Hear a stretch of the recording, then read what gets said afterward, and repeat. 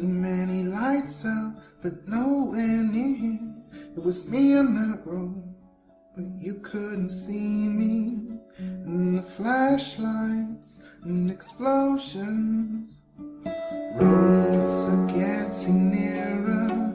We cover distance, still not together. If I am the storm, if I am the wonder, in these flashlights, nightmares and sudden explosions, I don't know what more to ask for. I was given just one wish.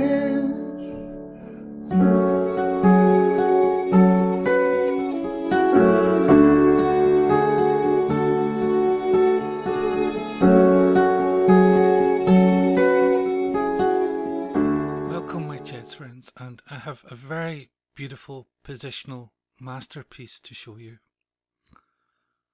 Now, we often hear that after the exchange of a knight for a bishop, one particular colour complex will become weak.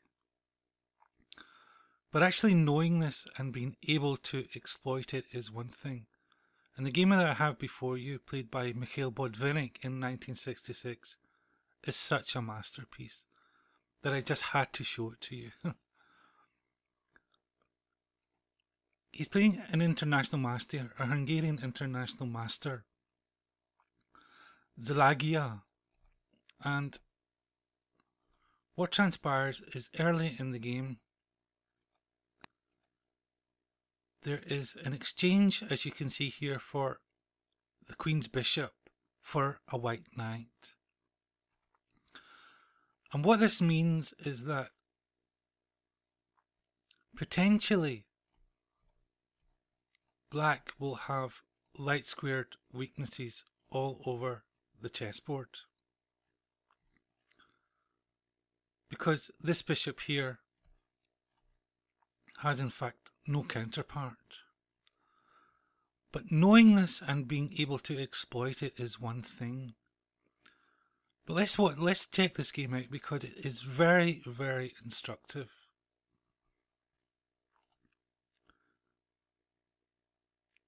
E5, knight b to t2, knight f6, e4, d takes e4, d takes e4, bishop c5, Botvinnik castles, queen e7, and c3.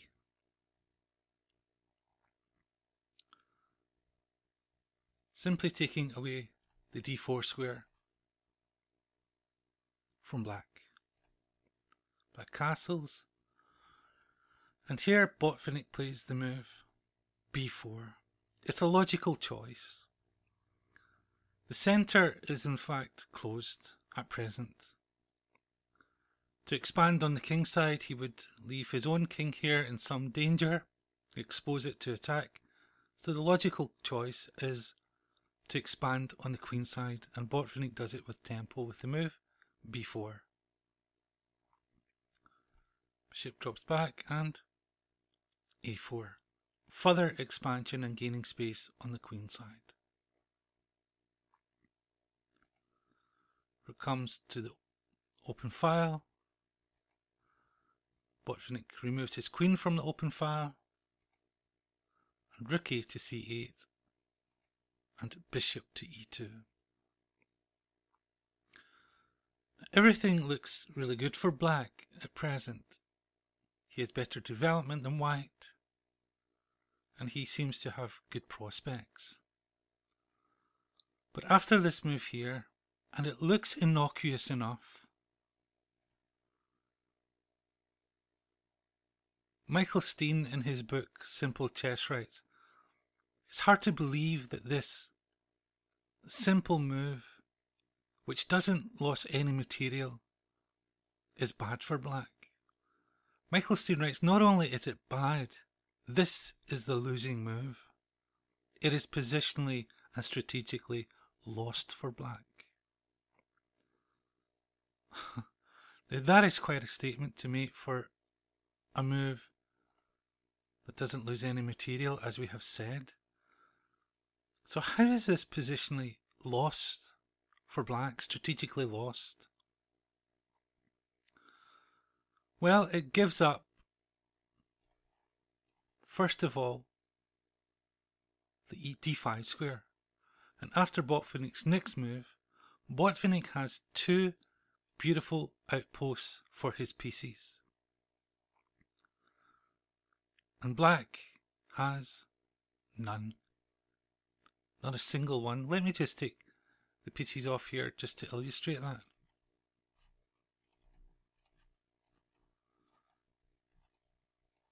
I'll have a look at the structure. It's very, very instructive indeed.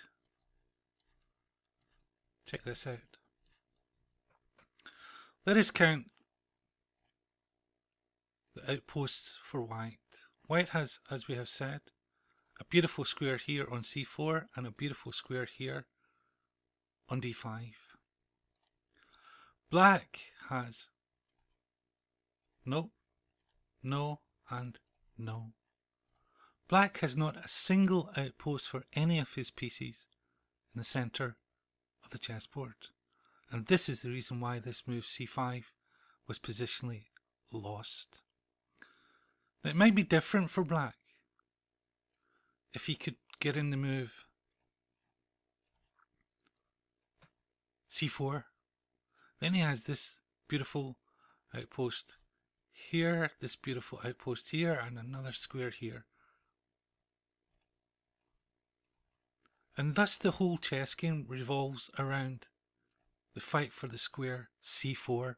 And even as early as move 16, Botvinnik recognised this.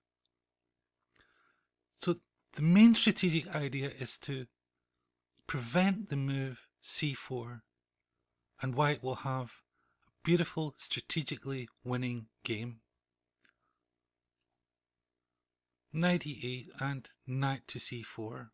Botvinnik realises the importance of this c4 advance for black and puts an end to any counterplay that black might have gained. Knight to d6.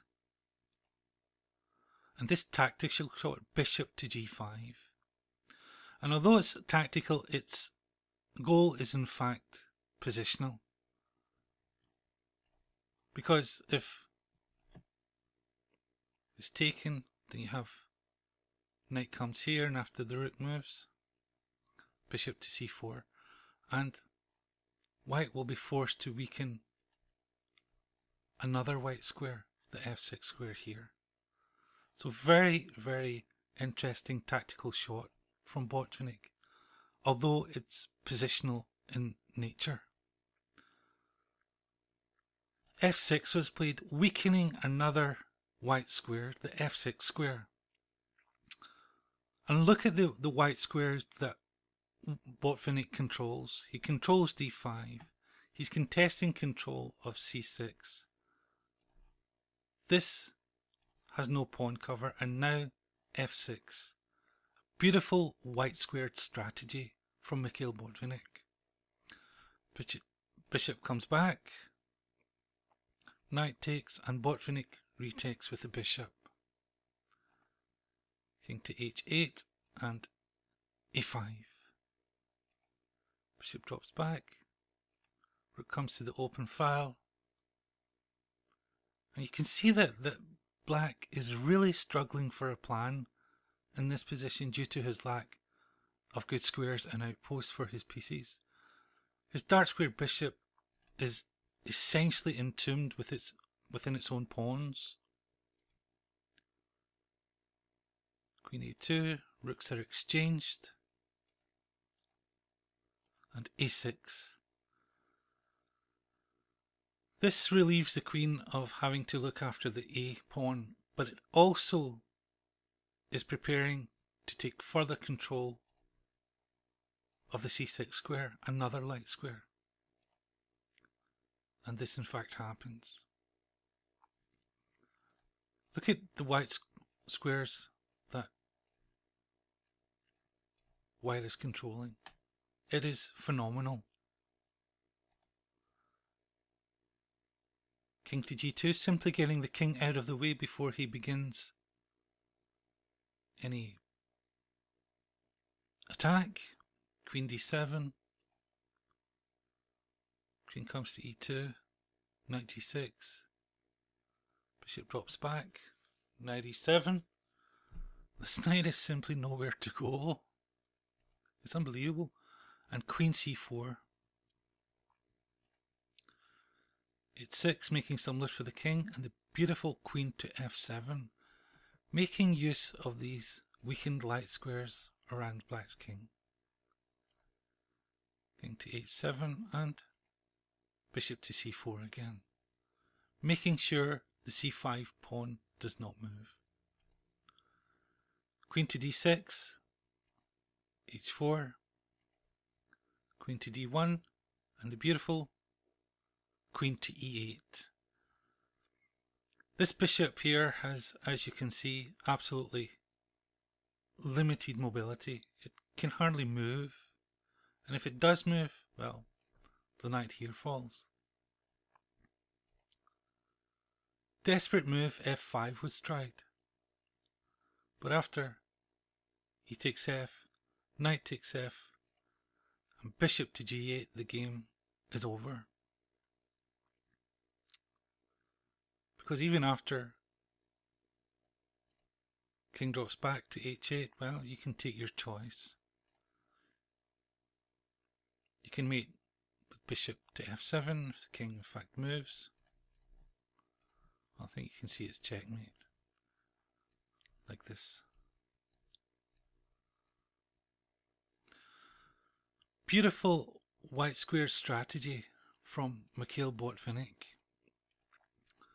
After the early exchange of black's queen's bishop, leaving white squared weaknesses all over the chessboard, and I thought it was absolutely immense the way that Mikhail Botvinnik went about exploiting this.